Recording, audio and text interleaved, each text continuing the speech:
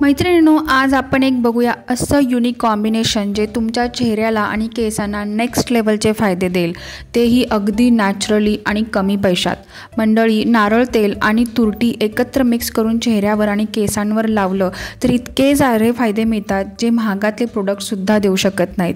तर आज आपण बघूया हे मिक्सर लावल्याने काय काय फायदे होतात, हे युनिक कॉम्बिनेशन बनवायचं कसं, लावायचं कसं. चला व्हिडिओला सुरुवात करूया. नारळ तेल थंडीच्या दिवसात मॉइश्चरायझरचं तर काम करतंच. ह्यामध्ये असलेले फॅटी ॲसिड चेहऱ्याला डीप नरिशमेंट देते, ज्यामुळे चेहरा छान मऊसूत होतो.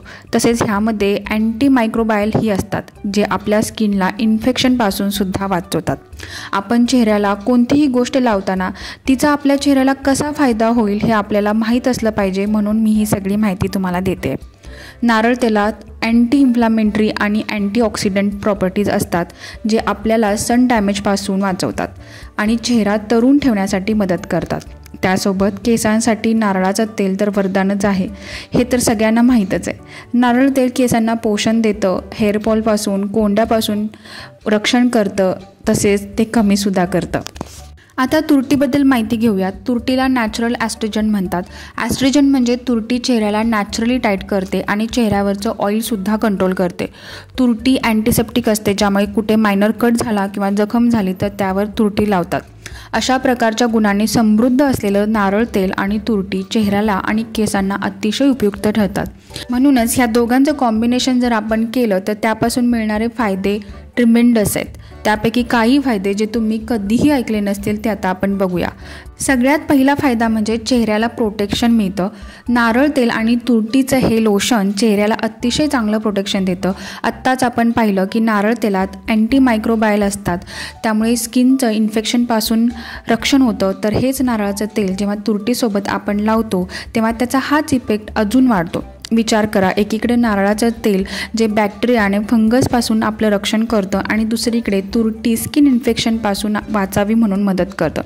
म्हणून जेव्हा ह्या दोन्हींचं मिक्सर आपण लावतो त्यावेळी नारळाचं तेल चेहऱ्याला मऊ मुलायम तर बनवतंच, तर दुसरीकडे तुरटी त्याच्या अँटीसेप्टिक प्रॉपर्टीमुळे आपलं रक्षण करते, म्हणजे चेहऱ्याचं रक्षण करते, केसांचं रक्षण करते.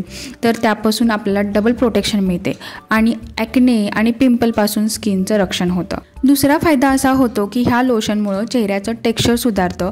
जेव्हा नारळाचं तेल आणि तुरटी आपण स्किनवर लावतो तेव्हा ते स्किनवर बॅलन्सिंगचं काम करतं. एकीकडे नारळाचं तेल चेहऱ्याला मॉइश्चर करतं, तर दुसरीकडे तुरटी चेहऱ्यावरचं ऑइल कंट्रोल करतं, पोर्स टाईट करतं, ज्यामुळे स्किन ना जास्त ऑइली होते ना जास्त ड्राय. म्हणून ऑइली आणि ड्राय स्किन टाईपवाले सुद्धा हे लोशन लावू शकतात. चेहऱ्यावरचं ऑइल बॅलन्स राहिल्याने चेहऱ्याचे टेक्स्चरसुद्धा सुधारतं आणि ॲक्ने आणि पिंपल होत नाहीत. तिसरा फायदा असा होतो की ह्या लोशनमध्ये असलेले अँटीसेप्टिक प्रॉपर्टीजमुळे छोटासा कट लागला किंवा जखम झाली असेल तर त्यावर हे लोशन लावू शकतो, ज्यामुळे इन्फेक्शन होत नाही आणि रक्तही थांबतं. तसेच हे लोशन स्किन इरिटेशनमध्ये हिलिंगचं सुद्धा काम करतं. चौथा फायदा असा होतो की केसांसाठी हे लोशन अगदी वरदान आहे. चेहऱ्यासोबतच केसांसाठी आणि स्कॅल्पच्या हेल्थसाठी सुद्धा हे मिक्सर खूप फायद्याचे असते. जेव्हा हे मिक्सर तुम्ही केसांना लावता तेव्हा ते नॅचरल कंडिशनिंगचं काम करतं, केसांना नरिशमेंट देतं, मजबूत आणि चमकदार बनवतं. स्कॅल्पसाठीही अतिशय कमाल असलेलं हे लोशन स्कॅल्पवर कोणतंही इन्फेक्शन होऊ देत नाही, त्यामुळे कोंडासुद्धा कमी होतो.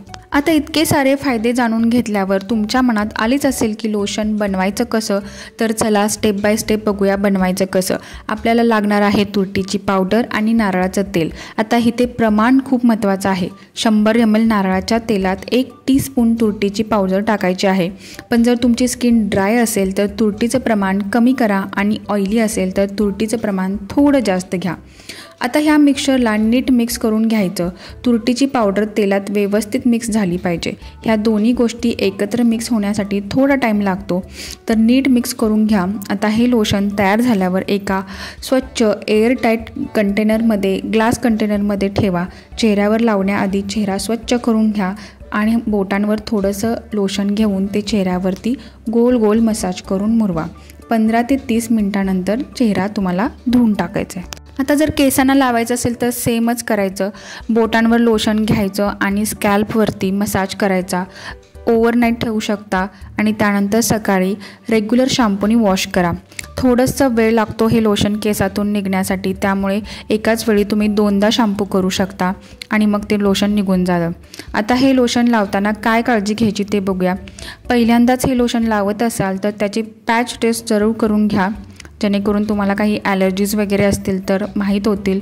ॲलर्जी असेल तर लावू नका, नसेल तर तुम्ही हे लोशन लावू शकता. तेलाचं आणि तुरटीचे प्रमाण जे सांगितले तेच घ्यायचं आहे. बस ह्या फक्त 2 गोष्टींची काळजी घ्या, मग कुणीही हे लोशन लावू शकतं. आजची माहिती कशी वाटली हे मला कमेंट करून नक्की सांगा. व्हिडिओ आवडला असेल तर लाईक करा. धन्यवाद.